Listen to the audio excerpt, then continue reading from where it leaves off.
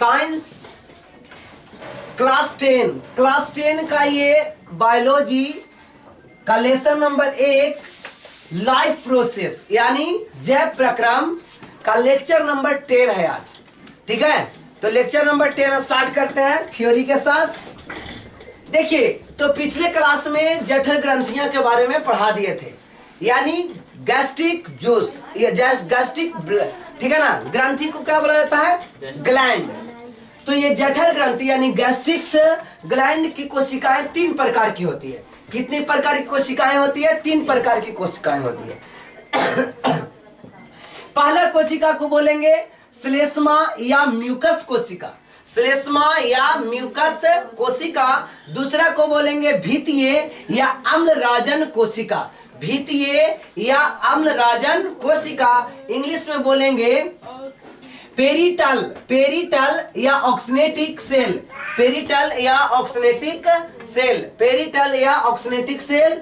और तीसरा जो होगा मुख्य यानी मेन, अर्थात इसको इंग्लिश में चीफ भी बोल सकते हैं, मेन बोल सकते हैं, जाइमोजिन कोशिका, जाइमोजिन कोशिका।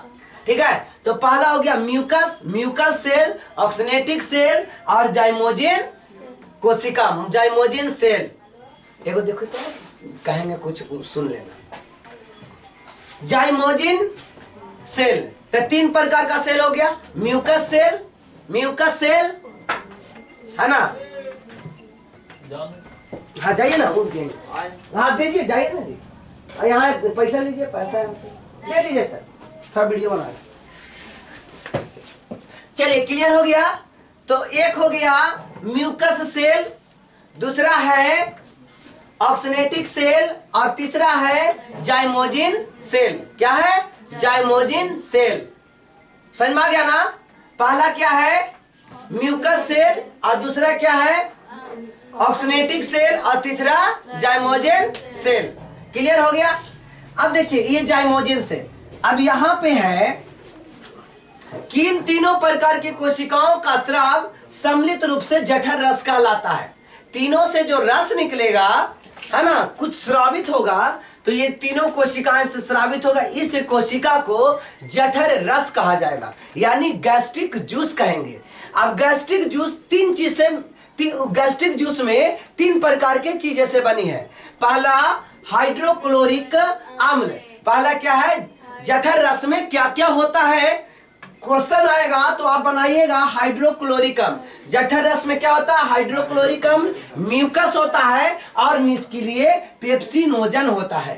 3 चीज, पहला क्या? हाइड्रोक्लोरिक अम्ल, दूसरा म्यूकस और तीसरा निष्क्रिय पेप्सिनोजन, यानी कि ये कोई क्रिया नहीं कर सकता है, मृत है, मरा हुआ पेप्सिनोजन होता है। पूछेगा आपके शरीर में पेप्सिनोजन किस रूप में पाया जाता है, तो निष्क्रिय रूप है ना, मरा हुआ पाया जाता है, जीवित नहीं है, ये निष्क्रिय, कोई काम नहीं करेगा। तो पेप्सिनोजन 3 प्रकार के जठर रस में होते हैं। ठीक है, जठर रस में क्या क्या होते हैं? हाइड्रोक्लोरिक अम्ल, म्यूकस होता है और निष्क्रिय पेप्सिनोजन होता है। हाइड्रोक्लोरिक अम्ल का कार्य देखिए, हाइड्रोक्लोरिक अम्ल का स्राव अम्लराजन कोशिकाओं से होता है। हाइड्रोक्लोरिक अम्ल कहां से होता है उसका स्राव? तो अम्लराजन कोशिका। अम्लराजन कोशिका को क्या बोले थे?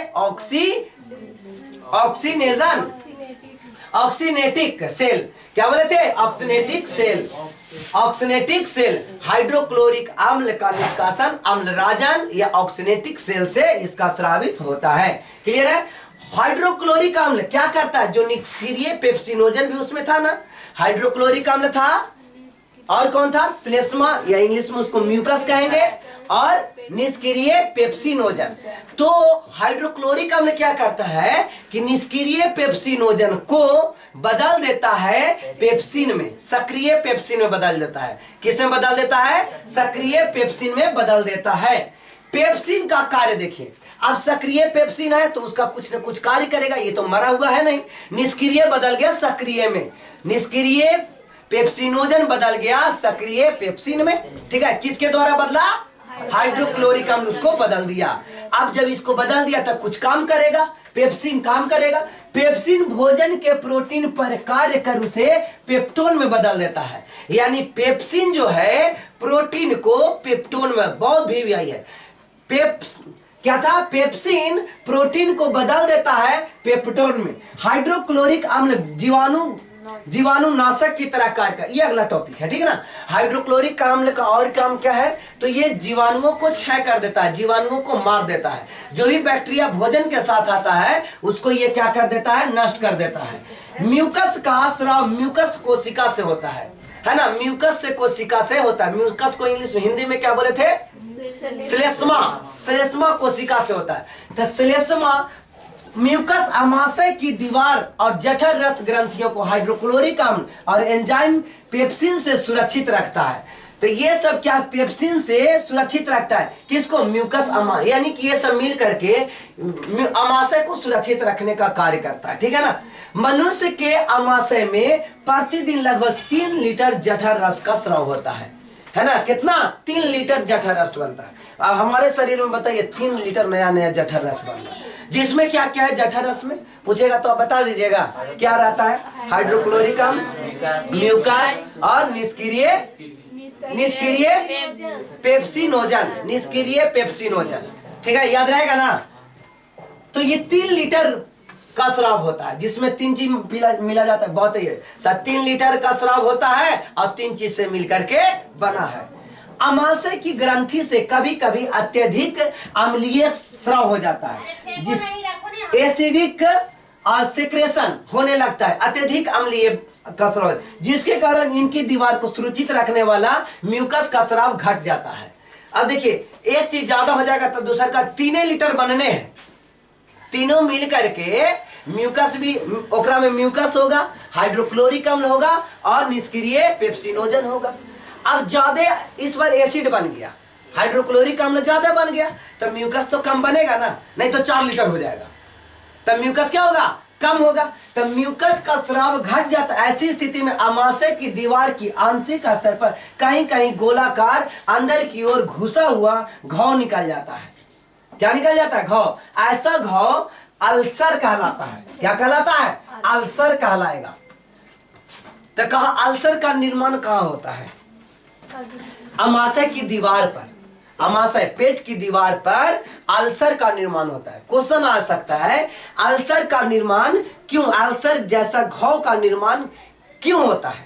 तो हाइड्रोक्लोरिक अम्ल का ज्यादा स्राव होने के कारण म्यूकस का स्राव घट जाता है, जिसके कारण अमाशय के, ठीक है ना, अमाशय, जिसके कारण क्या अमाशय था, हाँ, अमाशय की दीवार पर क्या होता है, छोटे छोटे घाव बन जाता है, इसी घाव को अल्सर कहते हैं। ये देखिए, रसंकुर या बिलाई, रसंकुर या बिलाई, ये सब याद रखिएगा। ऐसा ये हजारों बना रहता है हमारे शरीर में, हजारों है ये दीवार पर बना हुआ है। किसके दीवार पर, अमाशय की दीवार पर।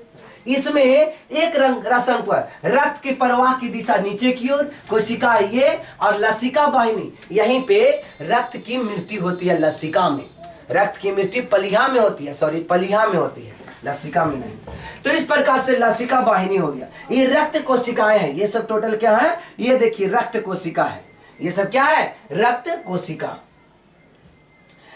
अमाशय की दीवार में होने वाला इस प्रकार से घाव, अभी घाव का नाम क्या था बताइए, अल्सर। घाव का नाम क्या था, अल्सर, ठीक है, घाव का नाम अल्सर। अल्सर का निर्माण क्यों होता है, कैसे होता है, पूरा के पूरा क्लियर है ना। तो कहता है अमाशय की दीवार में होने वाला इस प्रकार से घाव यानी अल्सर पेप्टिक अल्सर कहलाता है। अब जो घाव बन गया अमाशय के दीवार पर, इसको पेप्टिक अल्सर बोलेंगे। अमाशय की दीवार पर जो घाव बन गया, उस घाव को क्या बोलेंगे, पेप्टिक अल्सर। वैसे व्यक्ति जो लंबे समय तक बिना भोजन के अर्थात भूखे रह जाता है, उन्हें पेप्टिक अल्सर होने की संभावना अधिक हो जाती है। तो ज्यादा समय तक भूखले भी नहीं रहा जाए, ठीक है ना। हाँ, सहने से, अब कहिएगा सहेंगे तो घाव तो निकल आवेगा, स्टमक में, अमाशय में तो घाव निकल आएगा। तो जब घाव, लेकिन क्या होता है, घाव तुरंत नहीं निकलता है, ज्यादा दिन तक भूखा रहेगा ना। लेकिन अगर आप 1-2 दिन भूखे रहते हैं, 1 दिन भूखे रहते हैं, इससे क्या होता है, आपके शरीर में जो वसा प्रचुर मात्रा में जमा हुआ है, वो वसा एक्टिव हो जाता है और वसा कार्य करने लगता है, जिसके चलते पेट नहीं निकलेगा। समझना, जो पेट बसा जमी हुई है शरीर के कई भागों में, ये क्या होगा, बसा अब काम करने लगेगा।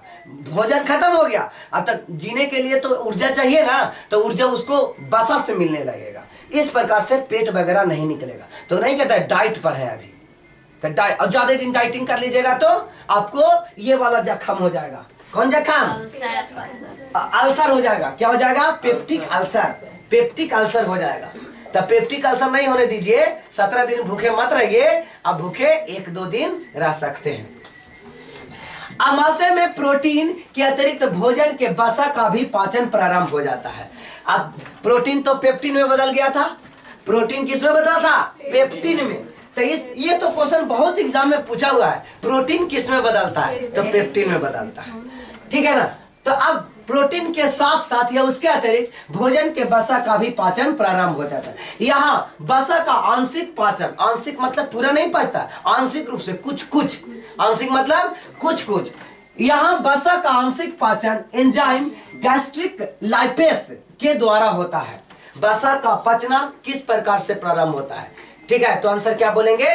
बसा का पचना गैस्ट्रिक लाइपेस के द्वारा होता है। बसा का आंशिक पाचन किस एंजाइम द्वारा होता है? तो एंजाइम का नाम है gastric lipase. Gastric lipase, gastric lipase, gastric lipase. यहाँ बसा का आंशिक पाचन किस एंजाइम द्वारा होता है? गैस्ट्रिक। बसा किसके द्वारा पचता है? Gastric lipase. इसे बोलना होगा। बसा किसके द्वारा पचता है? गैस्ट्रिक, है ना। बसा को पचाने में कौन सा एंजाइम होती है? Gastric lipase. तो क्वेश्चन घुमा घुमा के कैसे ही पूछेगा, आंसर आपको ये। गैस्ट्रिक लाइपेस बसा को बसा अम्ल में तथा ग्लिसरॉल में बदल देता है। पहले भी 7 क्लास में ही था। मतलब आप 10 के लेक्चर देखने के पहले अगर 7 के लेक्चर देखते हैं, क्लास आपका 10 हो चाहे 12 हो, इससे कोई मतलब नहीं है ना। आप मेडिकल के भी तैयारी कर रहे हैं, पैरा मेडिकल करते हैं, तो ये लेक्चर बहुत इंपॉर्टेंट है। ठीक है ना। इतना डिटेल में आपको पैरा मेडिकल में क्लास नहीं मिल सकता है। तो क्या याद रखना है इसमें कि गैस्ट्रिक लाइपेस जो नॉर्मल बसा है उसको कैसा बसा में बदल देता है? बसा अम्ल में बदल देता है और ग्लिसरॉल में बदलता है। ठीक है, वहां पढ़े थे कि बसा बदल जाता है बसा अम्ल और ग्लिसरॉल में। प्रोटीन किस में बदलता है? पेप्टोन में। ठीक है ना। अब देखिए, अच्छा, और कार्बोहाइड्रेट किस में बदलता है? ग्लूकोज में बदलता है। ये 7 क्लास में पढ़ चुके थे। कहता है अमाशय में आप भोजन का, हाँ, अमाशय में यह भोजन का स्वरूप गाढ़े लेई की तरह हो जाता है। अब भोजन गाढ़ा लेई जैसा बन गया। लेई समझ में आता है ना, पेस्ट बोलते हैं। किसी साटने के लिए लेई आटा के नहीं बनाते हैं, तो उसके जैसा ये हो जाता है, जिसे काइम, जिसे क्या कहेंगे? काइम कहेंगे। इस लेई का नाम क्या होगा? काइम। लेई का नाम क्या होगा? यानी अब भोजन आधा पच चुका है। ठीक है, इसमें प्रोटीन पच गया और बसा पच गया। बसा का कौन पचाता है? कौन सा एंजाइम बसा को पाचन करवाता है? बोलिए बोलिए, बसा को कौन सा? Gastric lipase. गैस्ट्रिक लाइपेस बसा को पचाने में कौन सा एंजाइम कार्य करता है? Gastric lipase. बसा को किस में बदल देता है? गैस्ट्रिक लाइपेस बसा अम्ल तथा ग्लिसरॉल में बदल देता है। ठीक है, बसा को कौन पचाता है? कौन सा अम्ल, कौन सा एंजाइम पचाता है? Gastric lipase. गैस्ट्रिक लाइपेस बसा को किस में बदल देता है? बसा अम्ल तथा ग्लिसरॉल में बदल देता है। क्लियर है ना। अमाशय में आप भोजन का स्वरूप गाढ़े लेई की तरह, इस लेई को क्या कहते हैं? काइम कहेंगे। ठीक है, काइम अमाशय के पाइलोरिक छिद्र के द्वारा छोटी आंत में प्रवेश कर जाता है। स्मॉल इंस्टेटाइन, स्मॉल इंस्टेटाइन, छोटी आंत। स्मॉल इंस्टेटाइन यानी छोटी आंत। स्मॉल इंस्टेटाइन यानी छोटी आंत। अब देखिए, पूछेगा क्वेश्चन, यहाँ पेट में भोजन कैसा बन गया? लेई जैसा बन गया, पेस्ट जैसा बन गया। अब ये किस छिद्र द्वारा अमाशय में किस छिद्र द्वारा छोटी आंत में भोजन पहुंचता है? तो आंसर हो जाएगा पाइलोरिक छिद्र के द्वारा। किस छिद्र के द्वारा? पाइलोरिक छिद्र के द्वारा। किस छिद्र के द्वारा? पाइलोरिक छिद्र के द्वारा। अब देखिए छोटी आंत, स्मॉल इंस्टेटाइन। छोटी आंत आहार नल का सबसे लंबा भाग है, इस 7.5 मीटर होता है। अब बड़ी आंत 1.5 मीटर होता है। याद रखिएगा, छोटी आंत नाम है छोटा और है 7.5 मीटर। पूरा आहार नल की लंबाई कितनी थी? 8 से 10 मीटर। 8 से 10 मीटर, जिसमें 7.5 मीटर छोटी आंत और 1.5 मीटर बड़ी आंत होती है। ठीक है ना, याद रखिएगा। छोटी आंत आहार नल को इंग्लिश में क्या बोलेंगे? नहीं, गलत है। ग्रास नली को बोलते हैं ओसोफेगस। आहार नल को इंग्लिश में क्या बोलेंगे? एलिमेंट्री। क्या बोलेंगे? एलिमेंट्री। छोटी आंत आहार नल का सबसे लंबा भाग है। यह बेलनाकार रचना है। कैसा रचना है? बेलनाकार, कुंडलित के जैसा, बेलन के जैसा लंबा। आहार नल के इस भाग में पाचन की क्रिया पूर्ण होती है। आहार नल के इस भाग में पाचन की क्रिया पूर्ण। मनुष्य में इसकी लंबाई 6 मीटर तथा चौड़ाई 2 पॉइंट इतना मीटर होता है। देखिए, अब 7 वाला बुक में दिया हुआ था 7.5 मीटर। ठीक है, चौड़ाई उसमें नहीं दिया हुआ था। याद रखिएगा कि लंबाई कितना मीटर? 6 मीटर और चौड़ाई 2.5 मीटर होता है, 2.5 सेंटीमीटर होता है। बहुत पतली 2.5 सेंटीमीटर है ना, और लंबाई कितना है? 6 मीटर। बहुत लंबा 6 मीटर यहाँ है। कहता है भिन्न भिन्न जंतुओं में छोटी आंत की लंबाई अलग अलग होती है। छोटी आंत की लंबाई कहता है लंबाई सामान्यतः भोजन के प्रकार पर निर्भर करता है। किस प्रकार से भोजन करता है? अगर भोजन, अब जैसे शाकाहारी जंतुओं में छोटी आंत की लंबाई अधिक होती है ताकि सेलुलोज को पाचन ठीक से हो सके। सेलुलोज जल्दी पचता नहीं है। सेलुलोज किसका बना होता है? पेड़ का छाल सेलुलोज का बना होता है। पेड़ का जो दीवार होता है वो सेलुलोज का बना होता है। आदमी में सेलुलोज नहीं होती है, लेकिन पेड़ तो खाता है आदमी। जैसे साग खाया ना, पौधा खाया कि नहीं खाया? फल खाया ना, तो उसमें भी तो सेलुलोज होगा। तो उसको पचाने के लिए शाकाहारी जंतुओं में क्या चाहिए? अधिक लंबा छोटी आंत चाहिए, क्योंकि वो जल्दी तो पचेगा नहीं। साग जल्दी नहीं पचा है। हम एक बार बताए थे, एक बार मैं नीम बहुत पी लिया था, नीम के पत्ता पीस करके, और क्या हुआ ना, बहुत मनी पी लिए। तो उसमें तो बहुत ज्यादा क्या पाया जाएगा? नीम की पत्तियां में। तो नीम की पत्तियां में सेलुलोज पाया जाएगा। सेलुलोज पचाने के लिए हमारे शरीर में कोई अंग नहीं है। ठीक है ना, इसके चलते उल्टी हो गई थी। हाँ, नॉर्मल रहेगा तो पच जाएगा, ज्यादा मात्रा रहेगा तो नहीं पचेगा, है ना। घास पवार ज्यादा नहीं खाइएगा और नहीं तो नहीं पचेगा। उसको पहले पचा करके खाया जाता है। जैसे साग को पूरा उबाल दिए, उसको एकदम मैस की मेहन बना दिए और तब जाके खा रहे हैं। ठीक है ना। सेलुलोज, पहले सेलुलोज को वहां अलग बना दिया जाता है ताकि सेलुलोज का पाचन ठीक से होगा। मांसाहारी भोजन का पाचन अपेक्षाकृत सरल होता है। मांस जल्दी पच जाएगा, लेकिन साग जल्दी नहीं पचेगा। समझ में आया ना। इसलिए मांसाहारी जंतुओं में छोटी आंत की लंबाई कम होती है। याद रहे, ये सब कितना इंपॉर्टेंट पॉइंट है ना। मांसाहारी जानवरों में या मांसाहारी जंतुओं में छोटी आंतें छोटी होती है। ठीक है ना। और शाकाहारी जंतुओं में छोटी आंतें बड़ी होती है। ठीक है। छोटी आंत के 3 भाग होते हैं। ग्रहणी, ड्यूडेनम। ग्रहणी, ड्यूडेनम। छोटी आंत में कितने भाग होते हैं? 3 भाग होते हैं। पहला क्या हो गया? ग्रहणी, ड्यूडेनम। दूसरा जेजूनम और तीसरा ileum. Duodenum, jejunum, ileum. Duodenum याद रहेगा, duodenum, jejunum, ileum. Duodenum, jejunum, ileum. ठीक है। ड्यूडेनम, जेजूनम और इलियम। कहता है बटा रहता है। ग्रहणी यानी ड्यूडेनम छोटी आंत का पहला भाग है। छोटी आंत का पहला भाग क्या कहलाया? ड्यूडेनम कहलाया, ग्रहणी। ठीक है ना।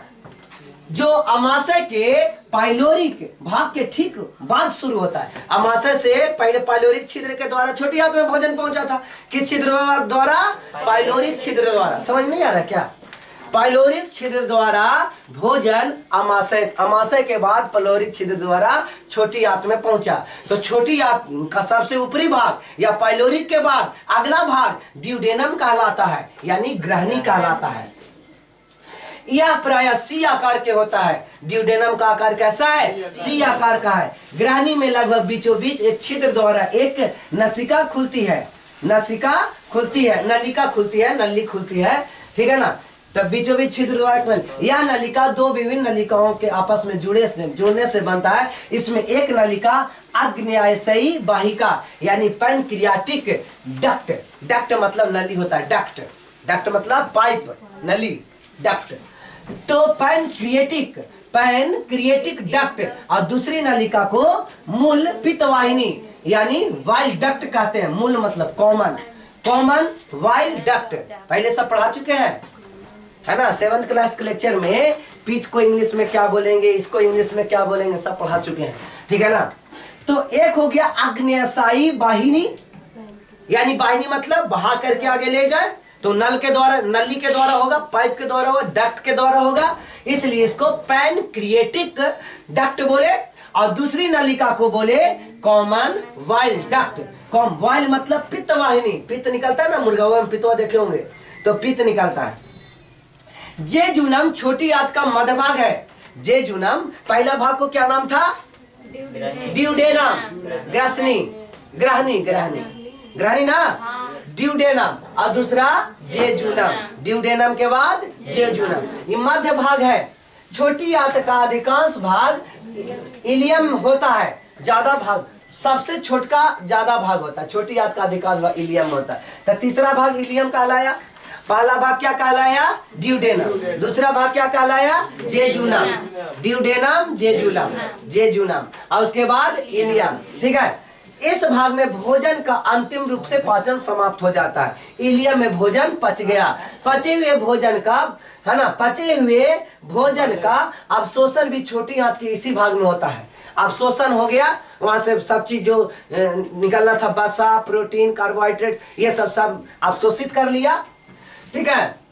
छोटी आंत का भोजन का पाचन पित्त, आग्नेयाशयी रस यानी पैनक्रियाटिक जूस, और आंतरस यानी सक्कस एंटेरिकस, है ना, जो क्रमशः यकृत, आग्नेयाशय यानी पैनक्रियाज और आंत ग्रंथि यानी इंटेस्टियल ग्लैंड के स्राव की क्रिया से होती है। चलिए इसको फिर से देखते हैं। छोटी आंत में भोजन पच जाता है, ये तो क्लियर हो गया, ठीक है। छोटी आंत कितने भागों में बटा हुआ है? 3 भागों में। पहला भाग ड्यूडेनम, दूसरा भाग जेजुनम, और तीसरा भाग इलियम, ठीक है ना। इलियम में लगभग पूर्णतः पच गया और यहां से भोजन का अवशोषण भी हो गया, क्लियर है ना। क्या हुआ? भोजन का, पचे हुए भोजन का अवशोषण भी इलियम में हो जाता है। अब देखिए, छोटी आंत में भोजन का पाचन पित्त, जिसको इंग्लिश में वाइल कहते हैं, वाइल, पित्त यानी वाइल, ठीक है, बीले पढ़ लीजिएगा, वाइल, पित्त यानी वाइल, आग्नेयाशयी रस यानी पैनक्रिएटिक जूस, आग्नेयाशय है ना, आग्नेयाशय, तो आग्नेयाशय को पैनक्रियाज कहते हैं, आग्नेयाशय को पैनक्रियाज, ठीक है। आग्नेयाशय को बोले पैनक्रियाज। और एक है आंतरस, पहला हो गया पित्त, दूसरा हो गया पैनक्रिएटिक जूस, और एक है आंतरस यानी सकस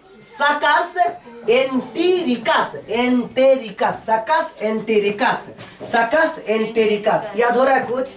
पहला क्या कहलाया? पहला पित्त, पैनक्रियाटिक जूस और सकस एंटेरिकस,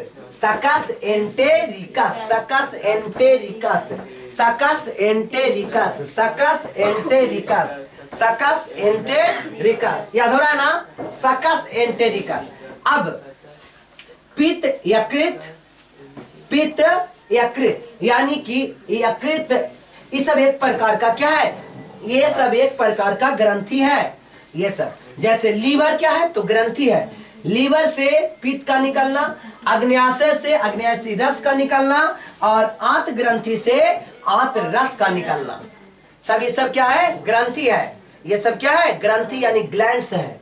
तो यकृत लीवर से किसका स्राव होता है? लीवर से, यकृत से यानी लीवर से किसका स्राव होता है? पित्त का। ठीक है, किसका स्राव होता है? पित्त का। अग्न्याशय से अग्न्याशी रस का और आंत ग्रंथि से आंत रस का। ये सब के सब ग्लैंड्स हैं, ग्रंथि है। यकृत क्या है? तो एक प्रकार की ग्रंथि है। तो ग्रंथि है तो उससे कुछ ना कुछ स्रावित होगा। ठीक है, याद हो रहा है? ग्रंथि है तो कुछ ना कुछ उससे स्रावित होगा। तो यकृत से किसका स्रावित होता है? पित्त का। पैनक्रियाज से किसका स्रावित होता है? पैनक्रिएटिक जूस का। ठीक है ना। और इंटेस्टिनल ग्लैंड से किसका स्रावित होता है? आंत रस का, यानी इंग्लिश में बोलेंगे सकस एंटेरिकस, सकस एंटेरिकस का। अब है अगला यकृत। यकृत, यकृत ठीक है, यानी लीवर। यकृत यानी लीवर। ठीक है, यकृत यानी लीवर। यह शरीर की सबसे बड़ी ग्रंथि है। ये VVI क्वेश्चन है। शरीर की सबसे बड़ी ग्रंथि यकृत होती है। शरीर यकृत से किसका स्राव होता है? पित्त का। पित्त को इंग्लिश में क्या बोलते हैं? वाइल। क्या बोलेंगे? वाइल। इसका करीब भार लगभग 1.5 किलो होता है। यकृत, शरीर में यकृत यहाँ पे है, ठीक है ना। लीवर, इसका भार कितना होता है? 1.5 किलो। अब 1.5 किलो केकर शरीर में रहेगा? अडल्ट मनुष्य के शरीर में, जवान। ठीक है ना, बचपन में नहीं। 2 किलो 2.5 किलो बचवाने रहता तो 1.5 किलो एक रहेगा, तो माथो से कहाँ जाएगा। जो उदर माने पेट, ठीक है, अमाशय उदर के ऊपरी दाहिने भाग में होता है, याद रखिएगा। यकृत किधर होगा? खैया हाथ दने, खैया हाथ दने, तो खैया हाथ है ना, तो यकृत यहाँ पे होगा। समझ में आ रहा है? उदर के ऊपरी भाग में यकृत होता है 1.5 किलो के। कितना किलो के? 1.5 किलो के। याद इतना हो गया। सबसे बड़ी ग्रंथि कौन कहलाती है? बताइए। यकृत यानी लीवर। यकृत कोशिकाओं से पित्त का स्रावित होता है। यकृत से किसका स्रावित होता है? पित्त। स्रावित पित्त का संचय पित्ताशय यानी गैल ब्लैडर में होती है। किसमें होती है? गैल ब्लैडर में होती है। एक छोटी थैली जैसी रचना होती है, इसमें जमा होता है पित्ताशय में। पित्त कहाँ जमा होता है? क्वेश्चन आएगा। पित्त कहाँ जमा होता है? तो पित्ताशय में। पित्ताशय को इंग्लिश में क्या बोलते हैं? गैल ब्लैडर। क्या बोलेंगे? बताइए। पित्त का स्राव कहाँ से होता है? यकृत से। यकृत का वजन कितनी होती है? 1.5 kg। मनुष्य के किस भाग में यकृत होती है? उदर के यानी अमाशय के दाहिना भाग में, ऊपर की ओर। ठीक है ना। यकृत में कई छोटी छोटी यकृत नलिकाएं यानी हेपेटिक डक्ट निकलती है। बहुत से नलिका निकलती है। डक्ट मतलब छेद होती है, वहां से नली पाइप निकलता है। यकृत नलिकाएं पित्ताशय से निकलने वाली नलिका के साथ जुड़कर एक मूल पित्त वाहिनी यानी कॉमन बाइल डक्ट बनाती है। पित्त गाढ़ा एवं हरा रंग का क्षारीय द्रव है। ये VVI है। पित्त कैसा होता है? गाढ़ा एवं हरा रंग का क्षारीय द्रव है। पित्त कैसा है? गाढ़ा एवं हरा रंग। याद रखिएगा, पित्त का कलर क्या है? हरा रंग। और ये अम्लीय होता है कि क्षारीय? VVI क्वेश्चन है। अम्लीय क्षारीय होता है। कैसा होता है? कितना बच रहा है? कितना बच रहा है? हाथ रख लिए, ठीक है ना। चलिए इसको मैं फिर से करता हूं।